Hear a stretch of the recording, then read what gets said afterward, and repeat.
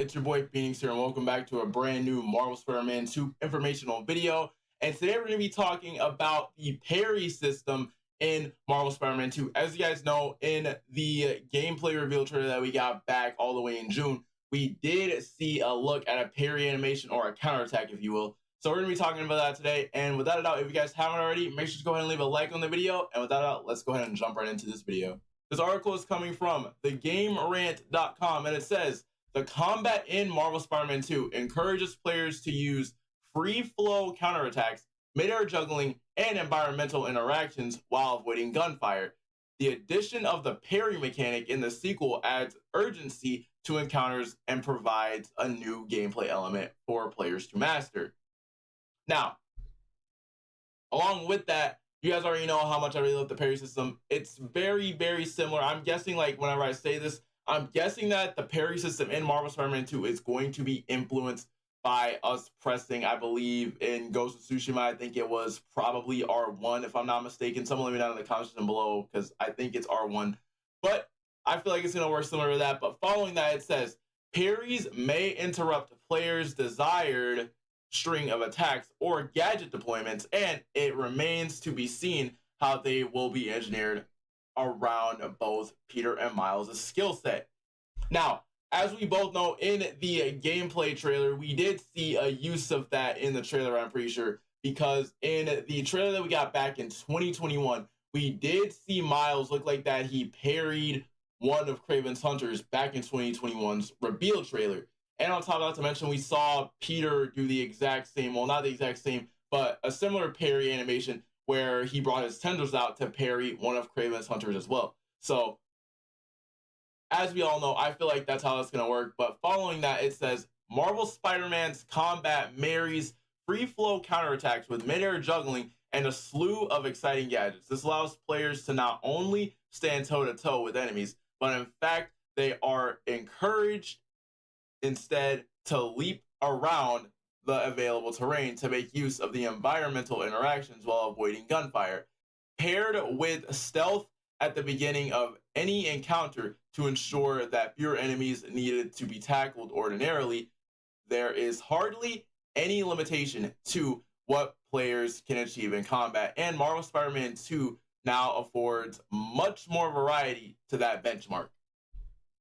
Obviously, right here, this means that there's going to be a lot more variety with a lot of free flow counterattacks and stuff like that. So, I don't know if you guys saw in the trailer, Miles was going for a free flow attack, along with for the fact that he also parried up one of the hunters in the gameplay as well, which honestly means that we are going to be learning how to parry. And with that, we are going to have a new mechanic for people to master. Because as you guys noticed in the combat looks more refined, and Sonic went and added more mechanics to it as well. Not just for the fact that they added environmental interactions. So instead of us having to use our spider sense, we have more of a now counterattack that we can use to get a free attack off on the enemy. But following that, it also says, indeed, Marvel Spider-Man Miles Morales also made significant changes to combat, but these changes were more necessary in terms of fans playing a completely different Spider-Man. Miles has entirely separate abilities that had to be accounted for in his gameplay, which meant he didn't need as many gadgets as Peter had equipped. Marvel Spider-Man 2 will make Peter more distinguished now with 4 metal arms as seen on the Iron Spider suit, as well as the game-changing black suit. However, both Spider-Men will now also be required to parry certain attacks. Now, as we did see in that trailer, I believe since certain attacks can be parried, notice how in that trailer we saw Peter bring out the tendrils to parry that hunter. Notice how in that warehouse near the fish market, notice how Miles was also parrying that as well. So my guess for a fact, like in that whole entire section, we have like a red aura around. I'm guessing that's a sign for us to parry, is whenever there's a red aura around the enemy. That's our parry window. But following that, it says, Marvel Spider-Man 2 featuring a dedicated parry mechanic is a great way to add a bit more urgency to encounters. Players will already be familiar with the dodge prompt always appearing as a spider sense alarm triggering over Spider-Man's head, alerting them to dodge an incoming attack.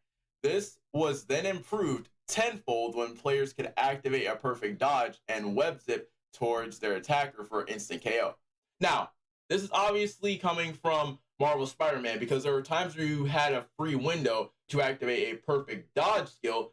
Coupled with that, you could just web zip towards the enemy and just one-shot him. So I'm glad they improved that as well. But following that, it says parries have no doubt become gradually more prominent as a mechanic in games, bolstered by Souls-likes and games like Resident Evil 4's remake is only one example of how parries can positively impact gameplay, especially within a game that fans might never have expected one to appear in, nor would they have thought it desperately needed.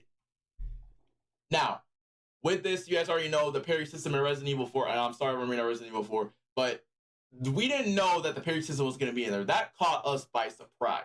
Now, couple that in with Spider-Man, top of that, parries have been in games for a long time as well. Now, it wasn't really prominent a lot, but take, for example, God of War had a parry system, Ghost of Tsushima had a parry system, and I think Assassin's Creed Unity had one as well, I'm pretty sure. But following that, it says, parries may not be ubiquitous in Marvel Spider-Man 2, and it is difficult to predict how they may be engineered around both Peter and Miles' individual skill trees.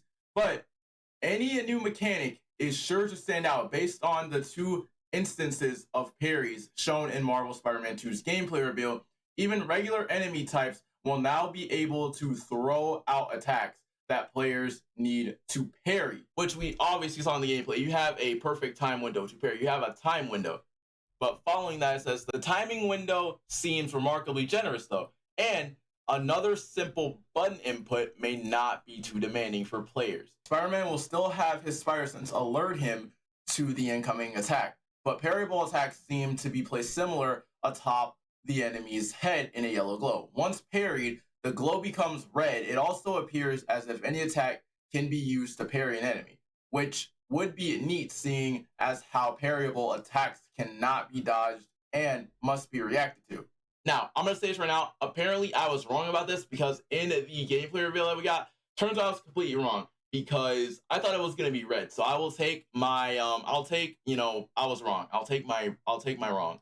But following that, it says, this could become frustrating in higher difficulties if enemies are designed to lob more parryable attacks at the player. And it would not be surprising to see parryable attacks interrupting the player's desired string of attacks or gadget developments. However, it does not seem like parries are distinguished between either playable Spider-Man. But it will be interesting to see which character has more of an issue with parries interrupting their combat flow. Now, I'm going to go ahead and say this on a limb. I'm going to go ahead and say that it's going to be more than likely it's going to end up being Peter because Miles has his Thunderburst, and as we saw in the reveal trailer and as we saw in the gameplay trailer, it seems like Miles's parries are going to be a lot more simple to hit, so I can see the most Spider-Man struggling here would probably end up being Peter because of the symbiote.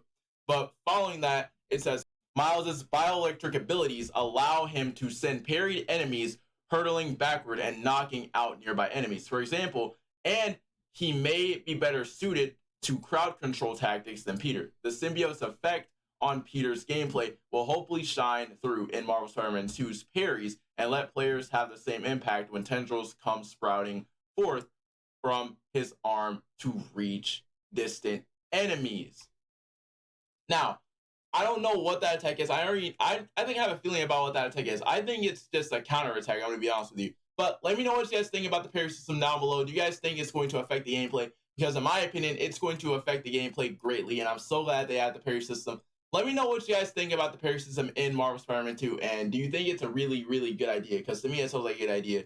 But without a doubt, it's been your boy Phoenix, and I'll see you guys later with another spectacular, Spidey, webtastic banger.